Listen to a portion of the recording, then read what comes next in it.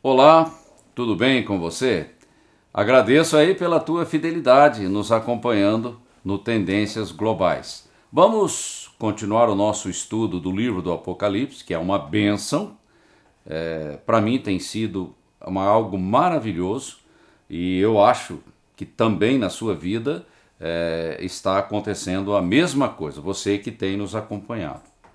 E hoje nós vamos fazer o estudo do capítulo 19 do Apocalipse. Peço a você que abra a sua Bíblia no capítulo 19 e nós vamos fazer alguns comentários aqui, rapidamente, porque são 21 versículos.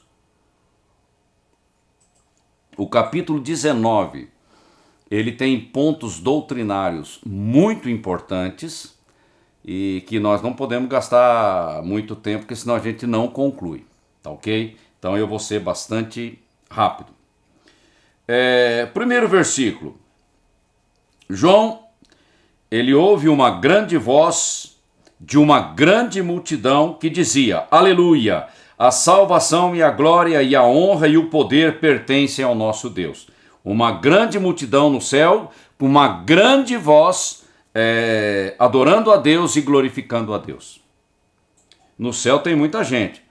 Tem seres viventes, tem anjos, tem a igreja glorificada, tem os mártires, tem os santos do Antigo Testamento. São grupos diferenciados que estão no céu. Porque, versículo 2, verdadeiros e justos são os teus juízos. Eles estão aqui numa continuidade da destruição da Babilônia, do capítulo 17 e capítulo 18. Que a gente comentou aí nessas últimas semanas. Ainda estão tratando do mesmo assunto, ok?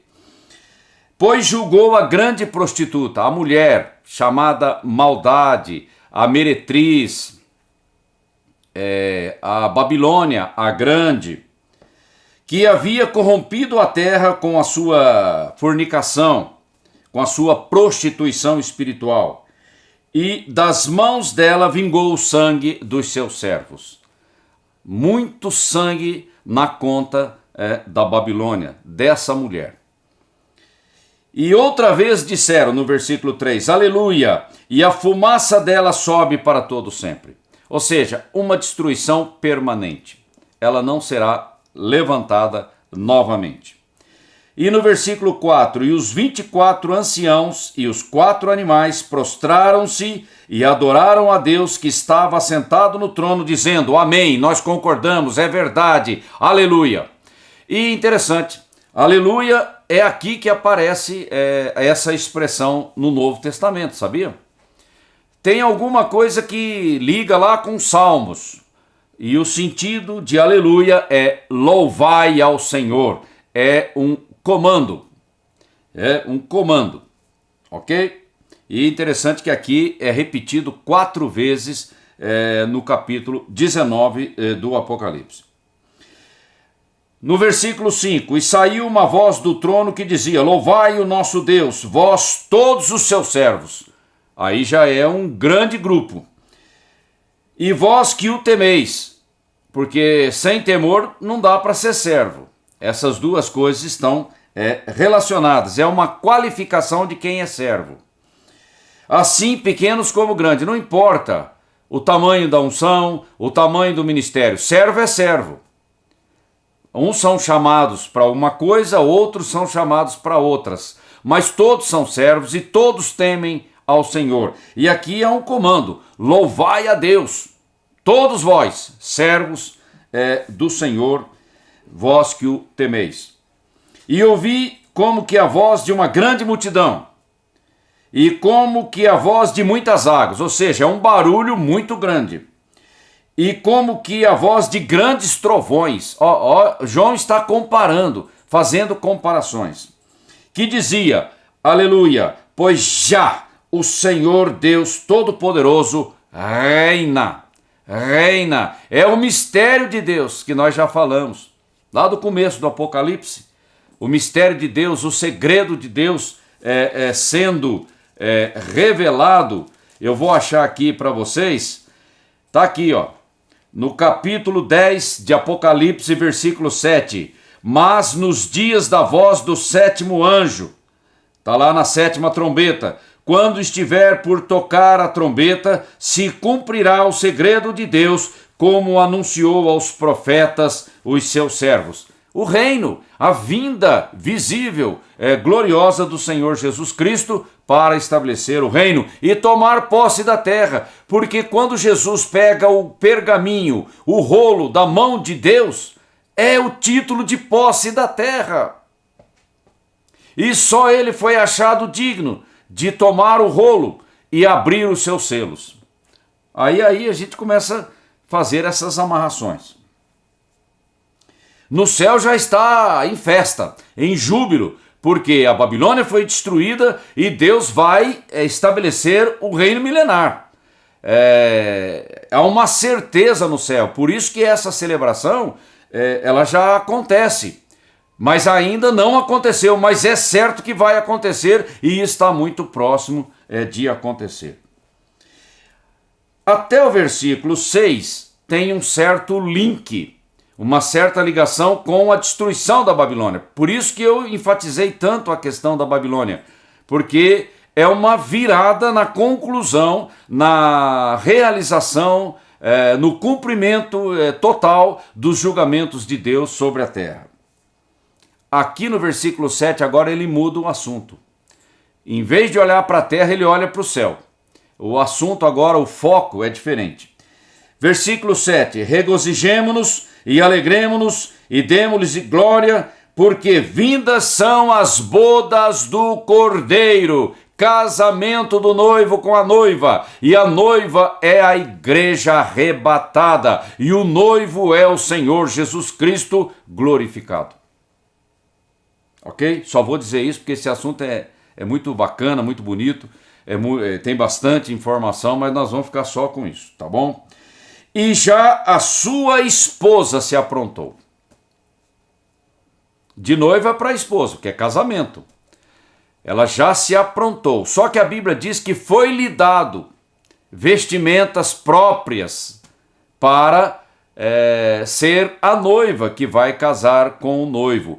Isso aqui fala da justiça imputada de Cristo na nossa vida, os atos da justiça, os atos justos dos santos que Deus de antemão preparou para que andássemos nelas, essas boas obras.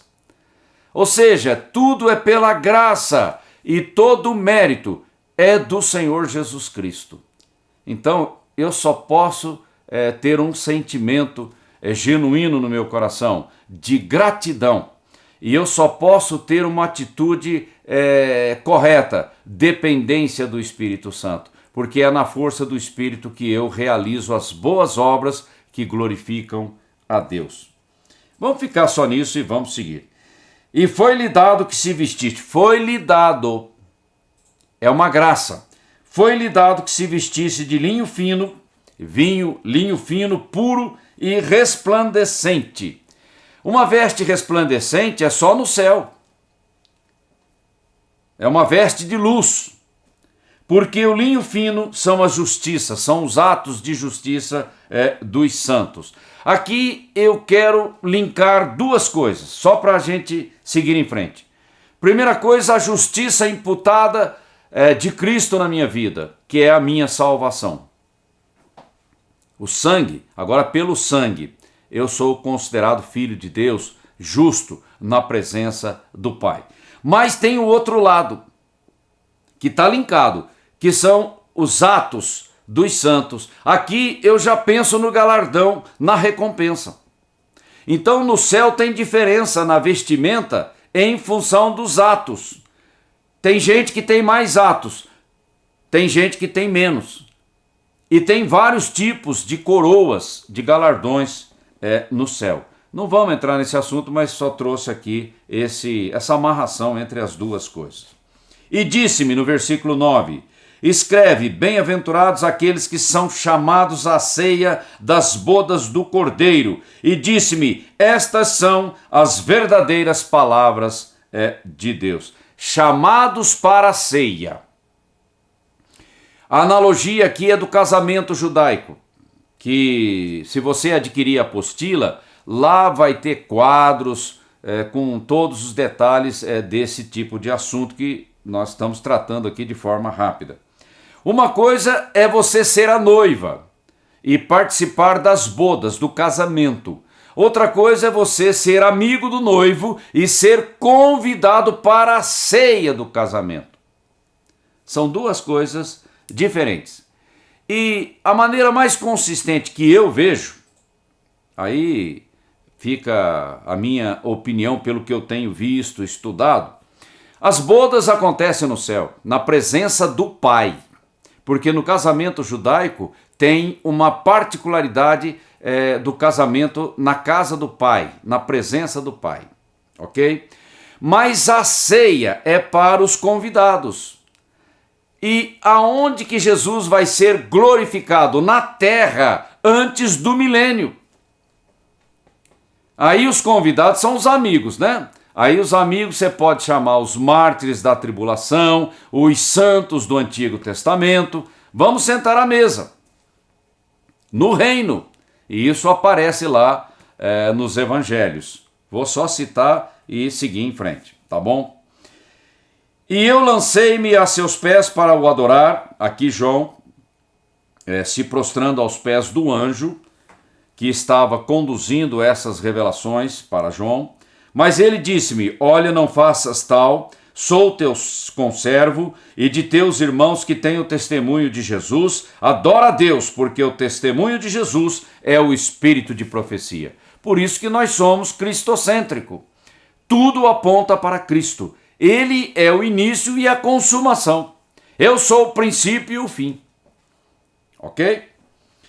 Quando chega no versículo 11, há uma mudança de assunto também. Eu não sei se vocês perceberam que em 10 versículos do capítulo 19, a gente viu vários pontos de doutrina. É de uma riqueza impressionante. Deus fala pouco, mas fala muita coisa. E na apostila, só o capítulo 19 vai ter quase, sei lá, acho que umas 15 páginas só de anotações de tudo isso que nós estamos falando. Quando chega no versículo 11, aí há uma nova dimensão. É a vinda do Senhor Jesus Cristo para estabelecer a vitória através da campanha do Armagedon e estabelecer o reino. Já mudou o foco. Então nós tivemos um foco aqui de uma celebração pela destruição da Babilônia, depois um foco na bodas do Cordeiro, depois um foco na ceia das bodas do Cordeiro. Ó, vários assuntos importantes só em 10 versículos. Agora no 11, Jesus chega o ponto culminante, que é a sua vinda visível em poder e grande glória, como está lá no capítulo 24 de Mateus. Vamos lá, versículo 11. Vi o céu aberto e eis um cavalo branco. Não é o cavalo branco lá de Apocalipse 6, não, do anticristo. Agora é o verdadeiro, não é o falso. E o que estava sentado sobre ele chama-se Fiel Verdadeiro e julga e guerreia com justiça.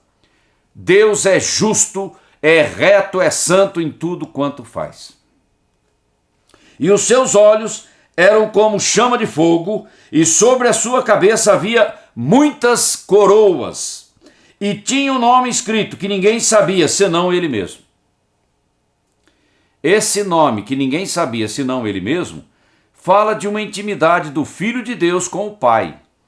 É uma coisa da dimensão lá da intimidade da Trindade. A gente tem que perceber isso. Por quê? Ninguém sabia, é uma coisa lá da comunhão dele com o Pai. E estava vestido de uma veste tingida em sangue. Por que uma veste tingida em sangue? Porque ele é quem pisa o lagar da ira de Deus, como nós vimos lá em Apocalipse 14, 20. Você pisa as uvas e mancha a veste. Então você pisa o lagar da ira de Deus, e o sangue daqueles que foram destruídos mancha a sua veste. E o nome pelo qual se chama é a palavra de Deus. Tudo isso aqui é uma ilustração gráfica do Senhor Jesus Cristo. Versículo 14: E seguiam-no os exércitos no céu, em cavalos brancos e vestidos de linho fino, branco e puro. Aqui fala de exércitos, tá? No plural. Eu consigo perceber 2. E há uma discussão se tem mais gente, mas eu vou deixar 2 aqui, porque eu acho que é o que tem mais consistência. Primeiro é o exército angelical. Jesus disse que quando ele voltar, ele voltaria com os anjos. E o outro é a igreja glorificada, que é a esposa do Cordeiro. Estarão acompanhando Jesus na sua vinda visível.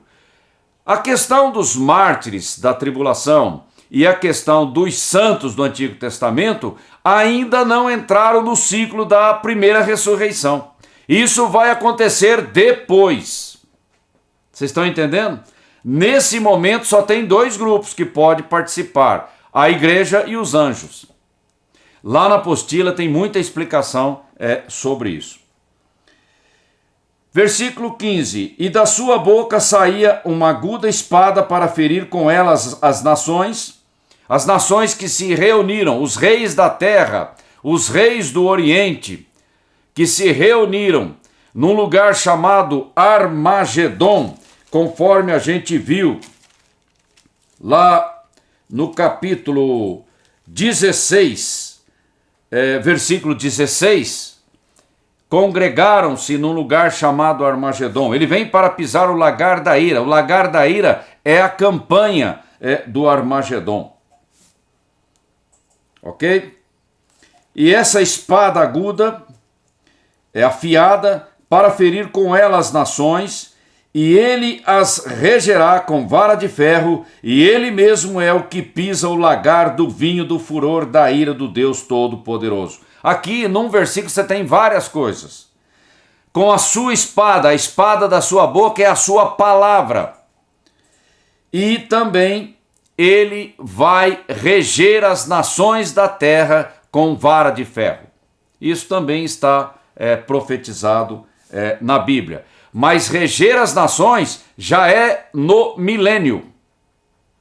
Aqui nós estamos falando da sua vinda para o remanescente fiel de Israel, para destruir os inimigos. Então são pontos diferentes, tá? 16: E no manto e na sua coxa tem escrito este nome: Rei dos Reis e Senhor dos Senhores. O vencedor.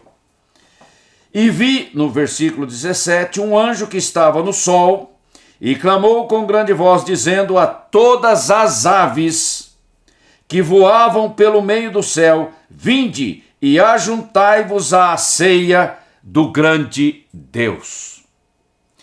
Veja bem, nós temos 2 ceias. A primeira foi celebrada no céu, a ceia das bodas do Cordeiro.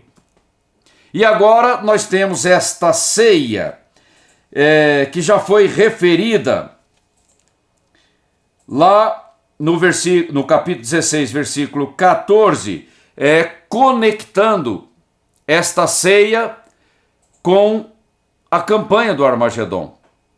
A gente tem que, senão a gente se perde no meio das informações que estão no livro, ok? E o anjo está convidando as aves para comer carne de reis, de comandantes, de poderosos, que se ajuntaram ali no entorno do Armagedon, porque a campanha do Armagedon envolve várias fases, vários eventos. Na apostila tem uma ilustração gráfica disso, uma proposta do Arnold Fruchtenbach. Ele faz essa proposta, é um judeu messiânico, um grande estudioso de profecia, e ele faz essa proposta. É interessante, traz clareza para nós, porque por que não é uma batalha? São vários acontecimentos que fecham uma campanha, tá bom? E as aves são convidadas, são convocadas por este anjo para comer a carne daqueles que seriam mortos nesta batalha. Vinde e ajuntai-vos à ceia do grande Deus. Versículo 18.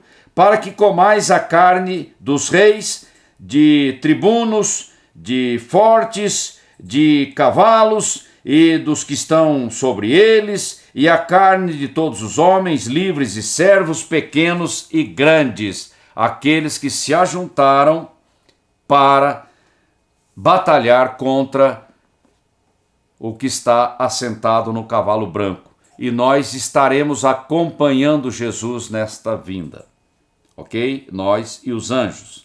Eu nunca andei de cavalo, mas vou ter que andar, porque lá do céu para a terra nós vamos vir a cavalo. Tem cavalo no céu? Eu não faço a menor ideia, mas se a Bíblia diz, eu tenho que tomar isso aqui como uma coisa verdadeira.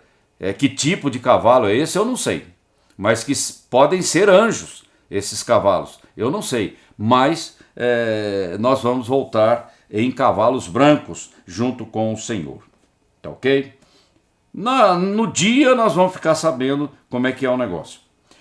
E vi a besta e os reis da terra e os seus exércitos reunidos para fazerem guerra àquele que estava sentado sobre o cavalo e o seu exército. Nós estamos com Jesus. O anticristo e a besta, os reis da terra, se reúnem para fazer guerra contra Jesus Cristo. E nós estamos com ele. Então a guerra é contra nós também. É isso que está dizendo aqui. Só que aqui já não é usado exércitos no plural, mas exército. Ou seja, é um grupo em unidade, uniforme, com Jesus na sua vinda. Já não fala de grupos, como foi lá no versículo anterior, quando falou no plural. Ok? Deixa eu achar aqui. No versículo 14. Aqui nós estamos no 19. Aqui ele fala que é um só. 20. Nós já estamos quase terminando.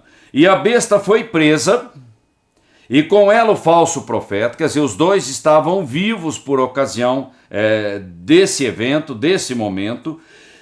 O falso profeta que diante da besta, do anticristo, fizera sinais de engano, e com esses sinais enganou os que receberam o sinal da besta e adoraram a sua imagem.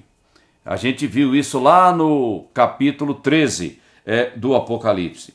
Estes dois, o anticristo e o falso profeta, foram lançados vivos no lago de fogo que arde com enxofre.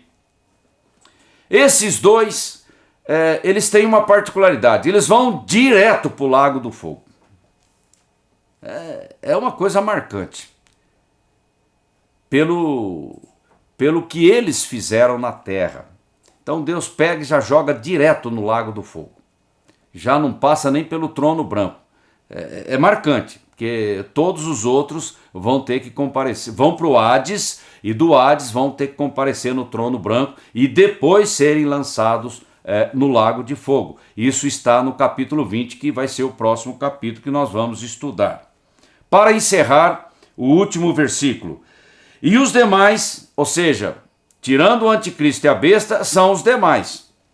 E os demais foram mortos com a espada que saía da boca do que estava assentado sobre o cavalo, e todas as aves se fartaram das suas carnes. Ou seja, lá em Apocalipse 14, 20, quando Jesus pisa o lagar da ira de Deus, aqui fala de uma grande quantidade de corpos e de sangue.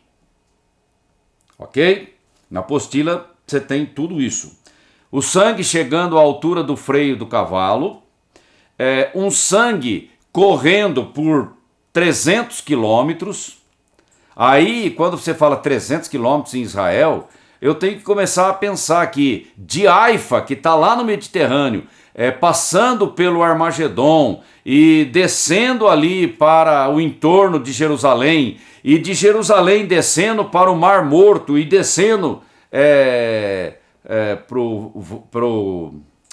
ali no oceano do Ácabo, que é quando desemboca no oceano, você tem aproximadamente esses 300 quilômetros. Porque senão não faz sentido. Só no vale ali no entorno de Jerusalém até chegar no Mar Morto não dá 300 quilômetros. Então por isso que isso reforça a imagem de que Armagedon vai ser uma campanha. Jesus vai percorrer, começa na Babilônia e faz todo um trajeto até chegar no Monte das Oliveiras. Então a gente tem que ter essas informações para ter uma imagem gráfica clara dos eventos que compõem a vinda do Senhor para essa campanha do Armagedon. Aqui nós encerramos o capítulo 21, corrido. Compre a apostila depois para você ter mais informações. E a semana que vem nós vamos estar vendo o capítulo 20 de Apocalipse. Agradeço a você, que Deus te abençoe, ilumine o seu entendimento, releia os capítulos que nós temos comentado para você receber mais luz, entendimento do Espírito Santo. Tenha uma boa semana, Deus te abençoe.